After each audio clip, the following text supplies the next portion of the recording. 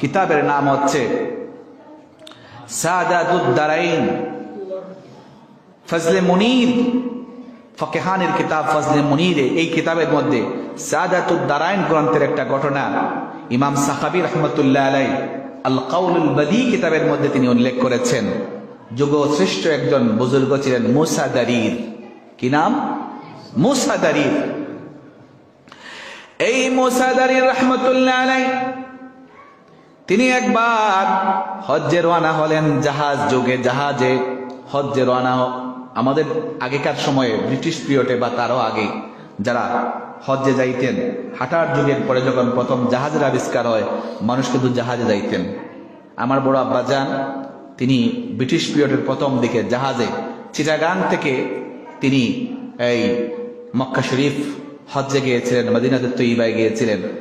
একদিন ঘটনা প্রসঙ্গে আমার আব্বা জানের কাছে আমি দেখেছি সেই ব্রিটিশ পাসপোর্ট, ওইটার মধ্যে যে ভিসা, ওইটা এখনো আছে সংরক্ষিত। সাফিনায়ে আরব জাহাজের নাম ছিল। আলহামদুলিল্লাহ পড়ুন। ইমাম মুসা দারির রাহমাতুল্লাহ আলাইহি তিনি বলেন যে একবার আমরা হজ্জে রওনা হলাম জাহাজে।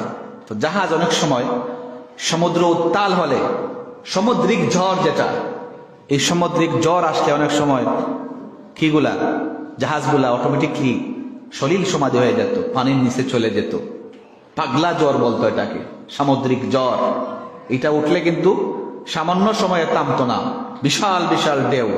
আর যদি জাহাজ নাও ডুবতো, অনেক মানুষ জাহাজের ভিতরে মারা যেত। কিসের জন্য? যে এটা এত জোরে আছাড় দিত, এত জোরে আঘাত করত, যে বারবার সেই আঘাতের কারণে, নড়াচড়ার কারণে অনেক মানুষ বমি করত এবং অনেক মানুষ মারা যেত। মুসা দারির রাহমাতুল্লাহ আলাইহির সামুদ্রিক ঝড়, আমাদের জাহাজ সামুদ্রিক ঝড়ের কবলে পড়ে গেল। আমরা ভাবলাম যে হয়তো বা আর বাঁচার উপায় নাই। মুসা দারির রাহমাতুল্লাহ আলাইহি আল্লাহ তাআলার নাম জপতে জপতে, জিকির আজকার করতে করতে, আল্লাহর হাবিবের উপর দুরূদ পড়তে পড়তে এক সময় তার চোখে ঘুম এসে গেল। তিনি বলেন, আমি যখন ঘুমিয়ে গেলাম, ঘুমের মধ্যে আল্লাহর হাবিবের দিদার আমার নসিব হয়ে যায়। আল্লাহর হাবিব আমাকে বললেন, রে মুসা দারির, কিসের জন্য এত চিন্তায় পড়ে আছো?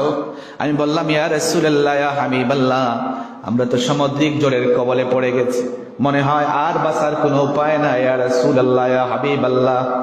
আল্লাহর হাবিব বললেন, রে মুসা দারির, তোমাকে একটা দুরূদ আমি শিক্ষা দিচ্ছি। এই দুরূদটা তুমি তোমার জাহাজের ভিতরে যারা আছে সকলকে নিয়ে 1000 বার পাঠ করো। আল্লাহ রাব্বুল আলামিন তোমাদেরকে, তোমাদের জাহাজকে সামুদ্রিক ঝড়ের কবল থেকে হেফাজত করবে। মুসা দারি রাহমাতুল্লাহ আলাইহি বলেন, আমার ঘুম ভেঙে যায়। আমি ঘুম থেকে উঠি, আল্লাহর হাবিব আমাকে স্বপ্ন যুগে যে দুরূদটা শিক্ষা দিয়েছিলেন, এটা আমি সকলকে নিয়ে পড়তে লাগলাম। দুরূদটা হলো যেটাকে আমরা বিভিন্ন ওয়াজিফার কিতাবে নামকরণ করা হয়েছে দুরূদে তুনাজ্জিনা। সুবহানাল্লাহ পড়ুন। আল্লাহুম্মা সাল্লি আলা সাইয়্যিদিনা মুহাম্মাদিন সালাতান তুনাজ্জিনা বিহা মিন জামিল আহওয়ালি ওয়াল আফাত وتقضي لنا بها جميع الحاجات وتطهرنا بها من جميع السيئات وترفعنا بها عندك على الدرجات وتبلغنا بها أقصى الغايات من جميع الخيرات في الحياة وبعد الممات إنك على كل شيء قدير. হযরত মুসা দারির বলেন, আমি যখন এই দুরূদ শরীফটা জাহাজের সমস্ত মানুষদেরকে নিয়ে আমি দুরূদ বলতেছিলাম, তারা আমার সাথে সাথে পাঠ করতেছিলেন। মাত্র 1000 বারের মধ্যে মাত্র 300 বার পাঠ করলাম।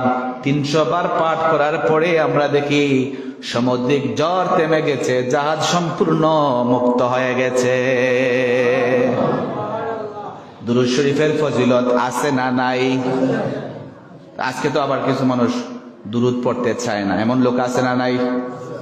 সত্য কথা বললে আপনারা বলবেন, আমরা হিংসাত্মক ওয়াজ করি। নাউজুবিল্লাহ পড়ুন একবার, বলুন নাউজুবিল্লাহ। 1 নম্বরে দুরূদ পড়ার কথা নির্দেশ দিয়েছেন কে? জোরে বলুন কে? আয়াত নম্বর কত? সূরা আহজাবের 56 নং আয়াত। সূরা আহজাবের 56 নং আয়াত। হাদিস শুনালাম সুনায়ে নাসাই থেকে, সুনানে আবু দাউদ থেকে, দারিমি শরীফ থেকে, তিরমিজি শরীফ থেকে, মুসলিম শরীফ থেকে। বলুন আলহামদুলিল্লাহ।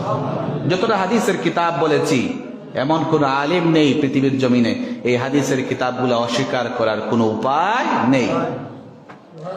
তো এরপরেও যদি কেউ বলে দুরূদ পড়া লাগে না, দুরূদ পড়া এটা ভালো কাজ নয়, দুরূদ পড়লে সময় নষ্ট হয়, বুঝতে হবে তার ইমানের মধ্যে পছন্দ রয়েছে। ঠিক কিনা বলো? ইমানে যাদের পছন্দ রয়েছে তারাই বলতে পারে দুরূদ পড়লে সময় নষ্ট হয়। কিন্তু রাসূল বলছেন দুরূদ পড়লে লাভ হয়, মুমিনের ঈমান তাজা হয়, রাসূলুল্লাহর সাথে সম্পর্ক তৈরি হয়। সুবহানাল্লাহ।